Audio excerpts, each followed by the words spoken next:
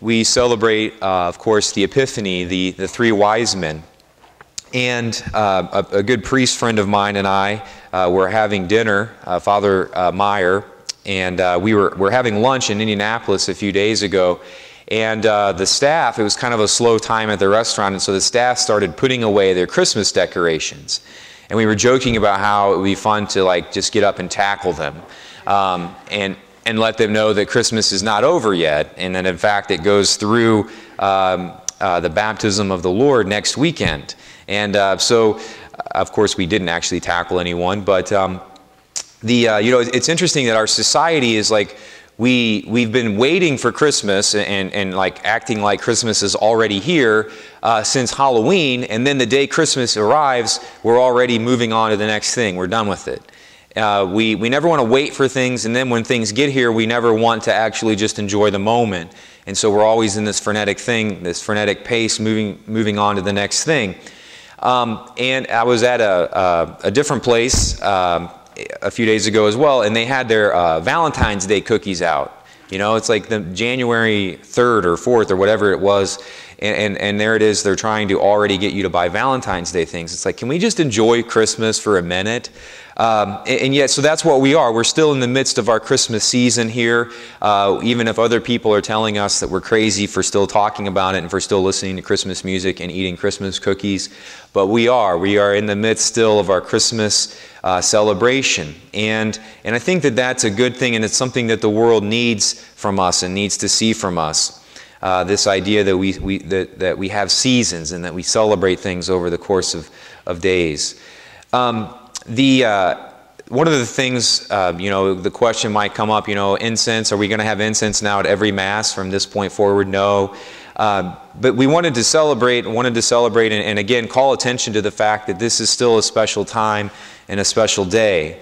The interesting thing too, another reason that I decided to try and have incense at this Mass is actually to call attention to the fact that the Epiphany, the visitation by the three wise men, is actually a really important day in our church's calendar.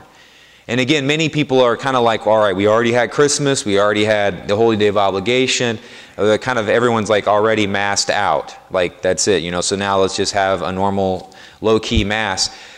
An interesting historical thing here really quickly is the fact that for most of the church's existence, so for most of the 2,000 years that the church has been around, what we celebrate today, the Epiphany, actually had a higher rank than the day of Christmas. The church had for a long time, up until very recently, a ranking of the days. And so, of course, at the top of that, the most important day of our church year is Easter Sunday. And then after that, number 2 is Pentecost Sunday. And then the third most important day of the year in the church's calendar for many, many centuries has been the Epiphany. And then actually Christmas is not until number 5. Number 4 is the Feast of Corpus Christi. And then number 5, Easter comes in at Christmas comes in at the lowly number 5 position. And so the question then becomes why? For most of us, Christmas is like, is a huge thing. And of course it is. It's not like we're trying to downgrade Christmas. But why for many, many centuries did the church celebrate the Epiphany? Why was that a bigger day than Christmas? How could that possibly be? How could the wise men arrival in Bethlehem be a bigger, more celebratory day than Christmas itself? And I think that the reason that what the church is trying to call our attention to is the fact that these three people, it's not just that they complete our nativity set. These three wise men represent us. They represent all the other nations, all the people who are not of Jewish descent. And that is a really important thing. It's almost like what they represent, not that their actual arrival was not important, but this celebration almost takes on more importance as later on. It's not that the baby Jesus needed gold, frankincense, or myrrh, and so God, made these three kings bring them to Jesus. It's what they represent after the fact. This idea that people from distant nations, non-Jewish people, came and adored the Christ child as well. Of course, the prophets were saying for many centuries, look, this Messiah is going to help not just Jewish people, he's going to be a light to all the nations. But people from other nations weren't reading the prophets. They didn't care. You know, it's not like people in India were like, hey, have you read what this Jewish prophet said, 1,500 miles away, 400? People from other nations weren't listening to the Israelite prophets. The Israelites weren't listening to the Israelite prophets most of the time. So let alone, we can obviously then see how people in China or India or North America weren't really that into what the Israelite prophets were saying. And so what we have then is these guys taking on a symbolic importance for us later. If you can imagine, really quickly, St. Paul, like traveling after, Jesus is ascended into heaven and St. Paul receives his mission, and he's traveling around trying to spread the gospel.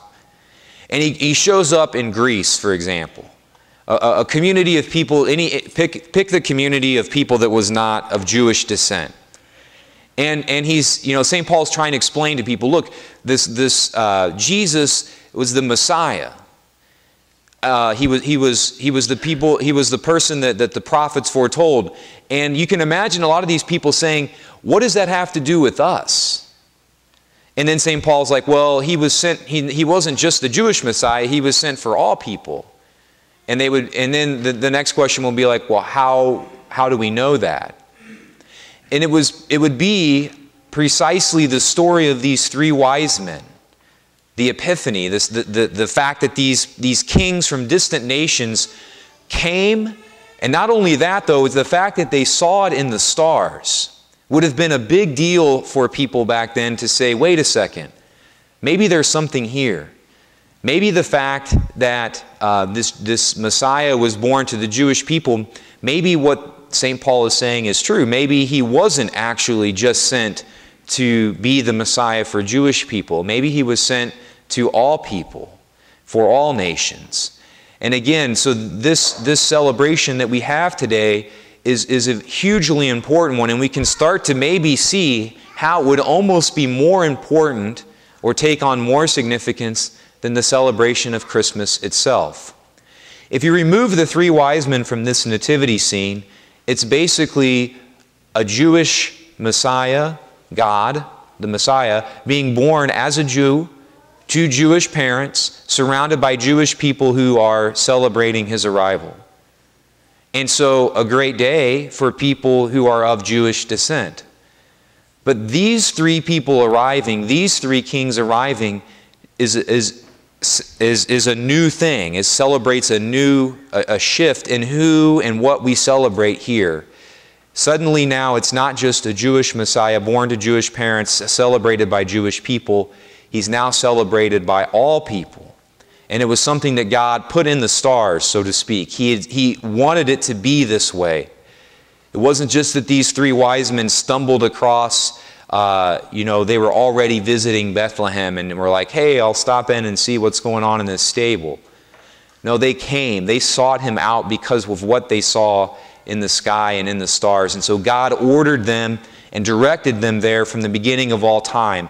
And so for most people throughout the history of the church, this would be the celebration and the realization today, the Epiphany, the arrival of the wise men, that Christ was not just sent as the Jewish Messiah, but that he was sent as God made man to save all nations. And so we give thanks for that, and we continue to celebrate our Christmas season. We continue to celebrate all of the things that come along with this great celebration today. And we give thanks that God came not just for the Jewish people, but for all people.